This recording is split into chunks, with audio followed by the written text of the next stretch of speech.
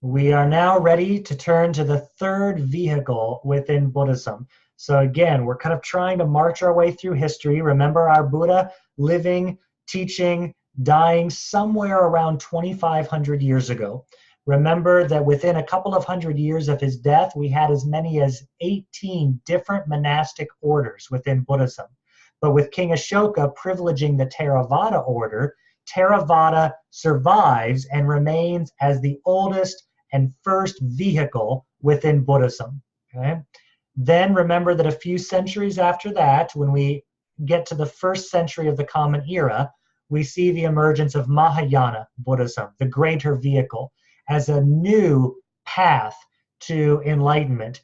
And we saw some of the key themes of Mahayana, and then we looked at some of the diversity that occurs within Mahayana, both with the philosophical schools, but also then with the popular movements, groups like Pure Land, or eventually Zen or Nichiren.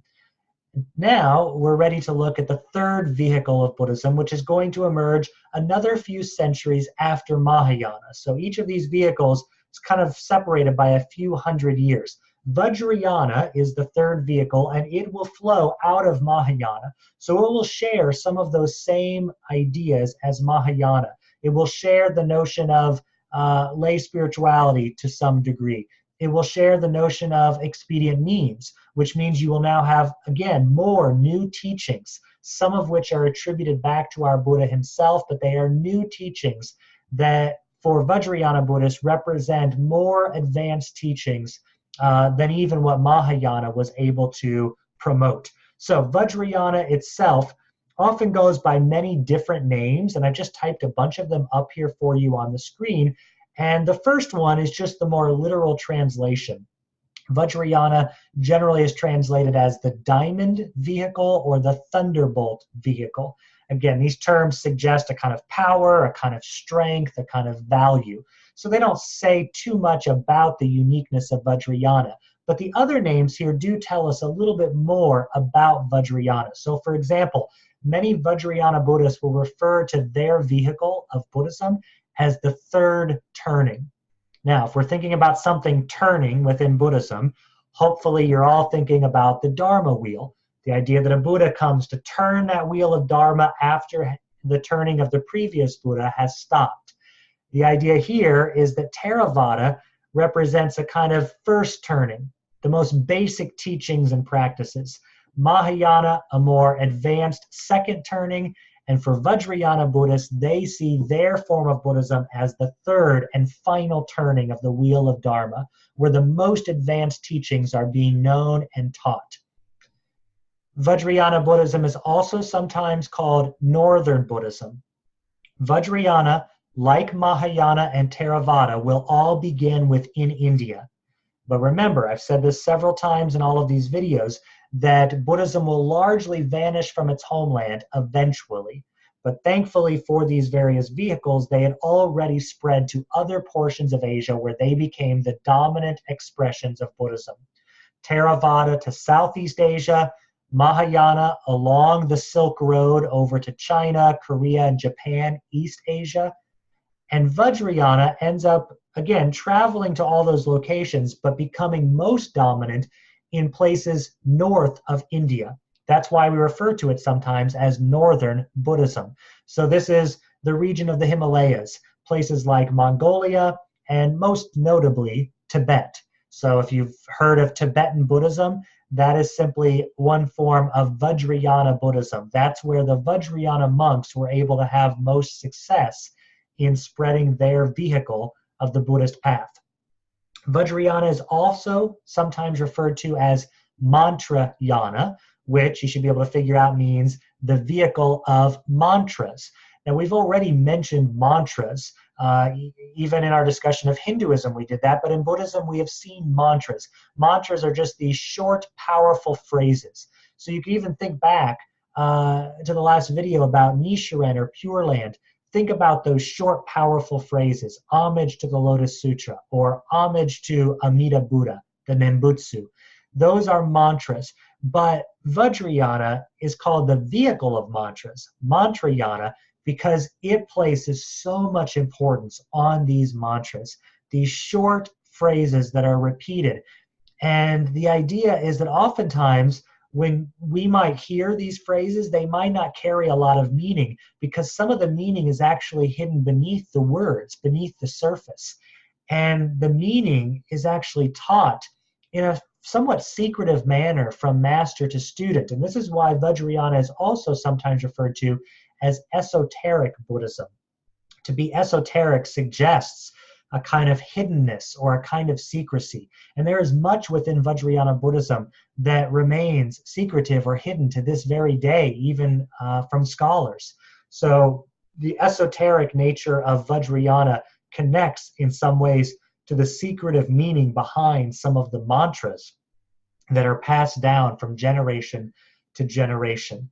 Vajrayana is also sometimes referred to as Tantric Buddhism.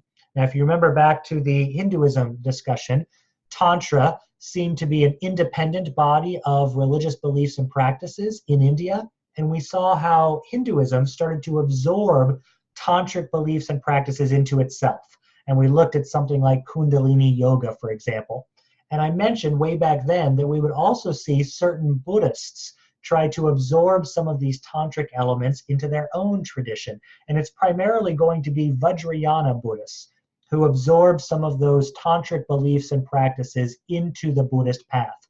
So again, think back to Tantra being about the union of energies that animate our world, the union of these different forces that create a kind of spiritual power and freedom. And one way that we see this happen specifically in Vajrayana Buddhism is through the use of mandalas. Now, these mandalas are geometric designs that are meant to represent or symbolize a sacred location, right? You can look up pictures of them online. You could also go to YouTube, and there are great videos that show the creation of mandalas. They're often historically made of sand, and the sand is dyed into different colors. So you have all these different colors of individual grains of sand, and there's this little instrument where the sand goes in one end, and then you will basically just vibrate the little instrument so that individual grains come out of that instrument, and through the vibration you can release these individual grains of sand to create these geometric patterns.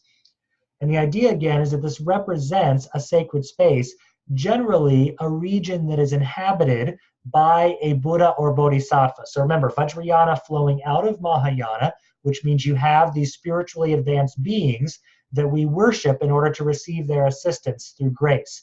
So here you have these spiritually advanced beings, Buddhas and Bodhisattvas, that are presiding over heavenly realms frequently, and you represent those realms through these mandalas. And the idea is that when they're being created, and after they are created, the practitioners will practice what is called visual meditation, something that really begins in Mahayana but flows through to Vajrayana. And the idea is that you are visualizing yourself within the realm that is being represented by the mandala, and you visualize a kind of union between you and the Buddha or Bodhisattva that is being represented.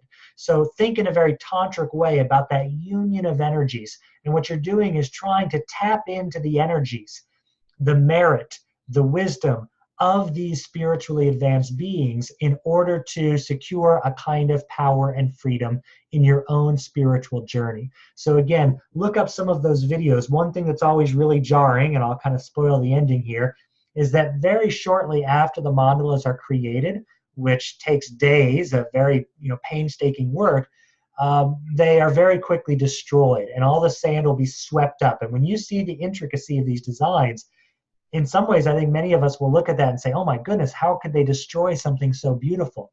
And the idea is that we have to remember the impermanence of all things. Remember back to that second mark of existence, anicca, taught by our Buddha. The idea is that nothing lasts, and we don't want to become attached to anything, even something as good as a mandala, because that kind of attachment is what leads to the suffering in this life and in lifetimes to come. So even something as wonderful as a mandala, needs to be destroyed to remind us of that impermanence. And often the sand of the mandala will then be put into a body of water, and the idea is that it is sent out as a blessing for all living beings, remembering the centrality of compassion for all living beings to the notion of Buddhism itself. So that kind of gives us a little insight into what Vajrayana is about. So if you studied Tibetan Buddhism more closely, you would see a lot of these different names being tossed about, and some of the insights that are suggested by these names would be apparent to you when studying this third vehicle of Buddhism.